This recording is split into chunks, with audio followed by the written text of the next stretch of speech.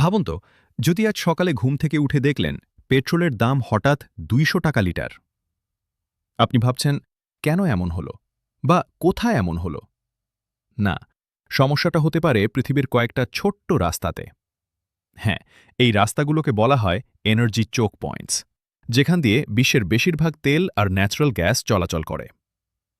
প্রথমেই আসি straight of Hormuz. এই সরু জলপথটা দিয়ে প্রতিদিন বিশ্বের প্রায় 20% তেল যায়। মানে পৃথিবীর এনার্জি সাপ্লাইয়ের এক বড় অংশ নির্ভর করছে এই একটা পথের উপর। এরপর স্ট্রেইট অফ মালাক্কা। এটা এশিয়ার লাইফলাইন। ইন্ডিয়া, চায়না, জাপান সব বড় ইকোনমি এই রুটের উপর নির্ভরশীল। তারপর আছে সুয়েজ ক্যানাল।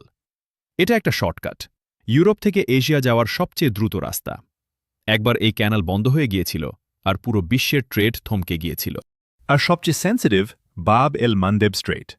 মিডল ইস্ট থেকে ইউরোপ যাওয়া তেলের কি গেট এটা। চারপাশে কনফ্লিক্ট, তাই এখানে সবসময় টেনশন হাই। এখন ভাবুন, এই চারটের মধ্যে যে কোনো একটা যদি বন্ধ হয়ে যায়, ফিউল প্রাইস বাড়বে, ট্রান্সপোর্ট কস্ট বাড়বে, আর পুরো বিশ্ব ইকোনমি কেঁপে উঠবে। তাই বলি, পৃথিবী শুধু তেল দিয়ে চলে না, এই রাস্তা দিয়েও চলে।